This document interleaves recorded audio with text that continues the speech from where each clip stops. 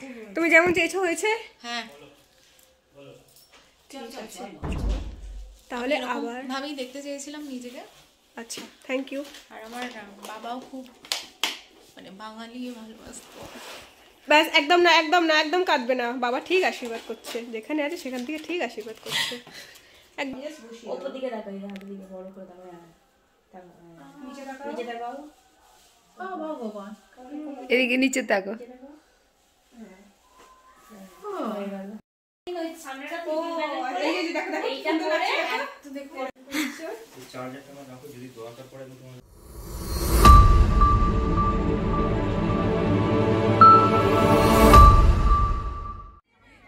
Hello friends, welcome back to my channel পিংলাশ by Moumita. আজকের দিনটা ছিল 22শে জানুয়ারি, রামলালার প্রাণ প্রতিষ্ঠা দিবস। আর এই 22শে জানুয়ারি ছিল একদম গণবিবাহ দিবস। আমার তো মনে হয় 22শে জানুয়ারি কোনো মেকআপ আর্টিস্টই ফ্রি বসেছিলেন না বাড়িতে। আমারও বুকিং ছিল বাউরিয়া, তাই উঠে পড়লাম কন্যগর থেকে ট্রেনে। আর ট্রেনে উঠে আমি একদম অবাক হয়ে গেছি। রামলালার প্রাণ প্রতিষ্ঠাটা একদম লাইভ দেখানো হচ্ছিল। ট্রেনের মধ্যে যে স্ক্রিনগুলো লাগানো থাকে সেই স্ক্রিনে। এমনকি যখন হাওড়া নামলাম বাউরিয়ার ট্রেন ধরবো বলে, তখনও দেখলাম হাওড়াতেও বড় একটা স্ক্রিনের মধ্যে সেম জিনিস দেখানো হচ্ছে। তো আর কি দেখতে দেখতে উঠে পড়লাম বাউরিয়ার ট্রেনে। মৌ, তাহলে অযোধ্যা না গিয়ে রাম মন্দিরের উদ্বোধন দেখে নিলে তো? দেখিয়ে দিলাম তো, দেখো দেখো দেখিয়ে দিলাম, সব ট্রেন হচ্ছিল, দেখিয়ে দিলাম তো, এই জন্য বললাম বেরো আজকে আমার সাথে, দেখিয়ে দিলাম। দেখো অযোধ্যা না গিয়ে,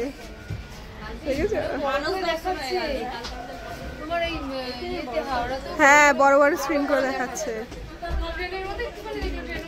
সব দেখিয়ে দিয়েছি। বলবে যে দিদি আজকে অযোধ্যার উদ্বোধন দেখিয়ে দিয়েছে।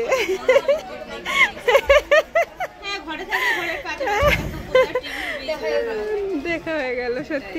গেছি আমরা বাউরিয়া স্টেশন, আর একজন মাস্ক খুলছেই না, মুখে বিউটি স্পট উঠেছে। চলো দেখি, 1 মিনিট বললো পৌঁছই, তারপরে গিয়ে ব্রাইডের সাথে দেখা হচ্ছে। ওই দূরে দেখতে পাচ্ছি বিয়েবাড়ির গেট, কিন্তু এখন আমরা বুঝতে পারছি না ওটাই কিনা। চলো দেখি আগে ওটা কিনা। এসছি আমরা বিয়েবাড়ির কাছে,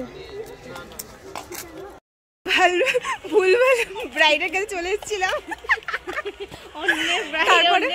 তারপর ধরো আমরা সাজিয়ে দিলাম, দিয়ে বললাম টাকা দাও, ব্যাস বললো কিসের টাকা, ওটা খেতে যাওয়ার, তাও ভালো, খেতে যাওয়া তো তবু ভালো, কিন্তু সাজিয়ে বলবে পয়সা কিসের, ছেলেকেই সাজিয়ে দেবো। যাই হোক, ভুলভাল বাড়িতে ঢুকে পড়ছিলাম, আবার ঠিকঠাক যেতে হবে। বাবা এক্ষুনি সর্বনাশ হয়ে যাচ্ছিল, যদি এটা মেয়ের বাড়ি হতো আর বলতো হ্যাঁ এটাই, তারপর কি হতো বলো তো? ও সত্যি আমরা মানে পাগল। চাই দেখি আবার খুঁজি। এই গোলাপগুলোতে না অরিজিনাল আর কি স্মেল থাকে, হ্যাঁ একদম অরিজিনাল স্মেলটা থাকে। এত তো এবার আমরা মনে হচ্ছে ঠিকঠাক লোকেশনে যাচ্ছি, গিয়ে দেখি পাই কি না। যদি না পাই তাহলে আবার ঘুরবো। এইবার ফাইনালি পৌঁছেছি, হ্যাঁ এই তো বিয়েবাড়ির গেট এটা। এইবার ফাইনালি আর কি আমরা পৌঁছেছি, এটা একদম পারফেক্ট। চলো ভেতরে যাই, গেটটা খুব সুন্দর করেছে।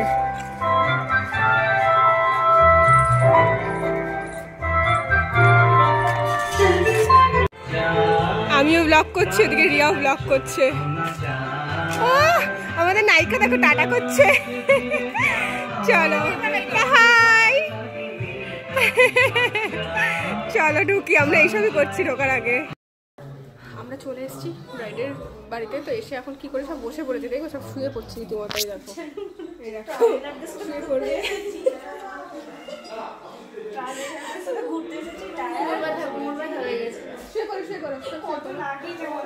কত লাগেজপত্র নিয়ে এসেছি দেখো না। তো আমরা শুয়ে পড়ছি, যখন ব্রাইড আসবে তখন, কারণ একটাই ব্রাইড, কোনো তাড়াহুড়ো নেই, কিচ্ছু নেই, নিশ্চিন্তে সাজাবো। তো ব্যাস এই আর কি ব্যাপার। কি সুন্দর তত্ত্ব সাজানো হয়েছে দেখো, দেখছিলাম। আর আমার এই তত্ত্বর মধ্যে সব থেকে যেটা বেশি ভালো লেগেছে সেটা হচ্ছে এই যে বর আর বউকে, কি সুন্দর লাগছে। বউয়ের মুখটা দেখো, আর বরের বড় কি কিউট, কি সুন্দর।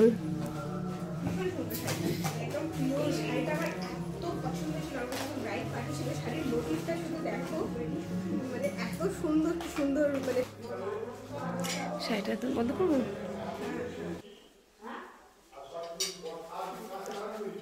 হচ্ছে আমার ব্রাইড, খুব মিষ্টি ব্রাইড, আমি আগেই বলেছিলাম। দেখো হলুদ হলুদ মেখে চলে এসছে, আবার বালতি আনবে বলছিল ভুল করে। ঠিক আছে, চলো মুখটুক পরিষ্কার হোক, তারপর আমি দেখছি ব্রাইডের কি চাই, সব কিছু জানবো একদম।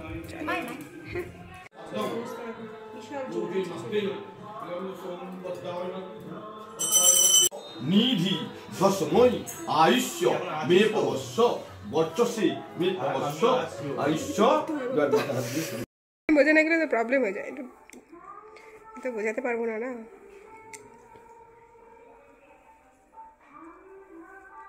তারপর তো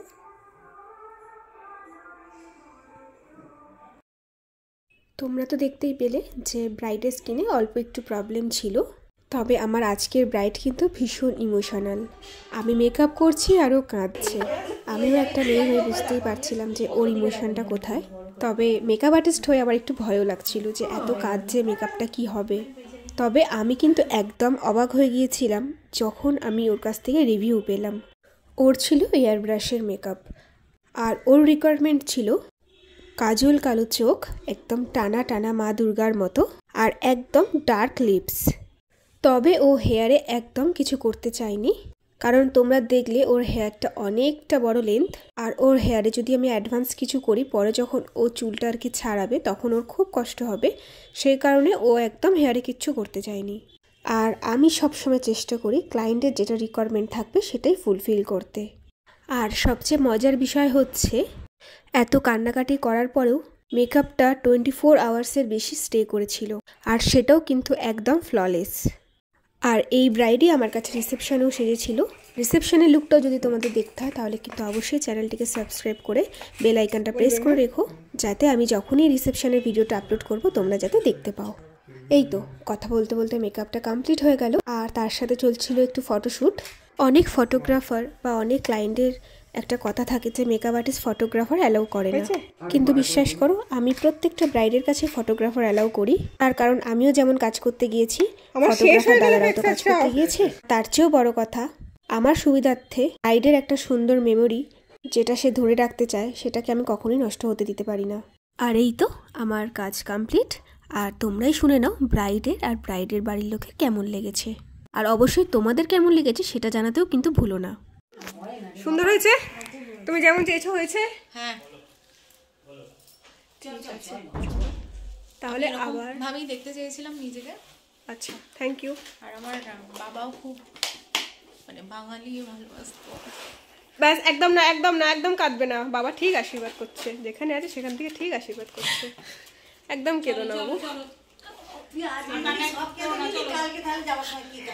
কেঁদো না বাবা, কেঁদো না। খুব সুন্দর লাগছে দেখতে, একদম লক্ষ্মী ঠাকুরের মতন লাগছে। আরে বাবা, মা বড় কমপ্লিমেন্ট দিয়ে দিয়েছে, জগদ্ধাত্রী ঠাকুর লাগছে, ছোট্ট খাট্টো। হ্যাঁ, খুব সুন্দর লাগছে। ব্রাইড হয়ে গেছে, এবার আমরা বেরিয়ে পড়েছি। আর এখানে হচ্ছে মনে হচ্ছে আমরা কাশ্মীর চলেছি, এত ঠান্ডা, একদম কনকনে কনকনে ঠান্ডা। ব্রাইড এখনো বেরোয়নি, বেরোচ্ছে। আর আমাদের হয়ে গেছে। বাহ, এখানে কি সুন্দর করেছে দেখো। আচ্ছা, উল্টে যাচ্ছে, দেখাচ্ছে, ওটা খুব সুন্দর করছে, ঈশিতার গায়ে হলুদ, খুব সুন্দর লাগছে। যাই হোক, এবার আমরা বেরোবো, ট্রেন ধরবো, ধরে বাড়ি যাব। তাহলে আজকের ভিডিওটা এখানেই শেষ করছি। আবার এই ব্রাইডের সাথে আমার দেখা হবে 25শে জানুয়ারি। ওর একদিন ডেট পিছিয়ে পড়েছে, রিসেপশনের ডেটটা। তারপর তোমাদের সাথে আবার দেখা হবে। তাহলে আজকের মতন টাটা, গুড নাইট।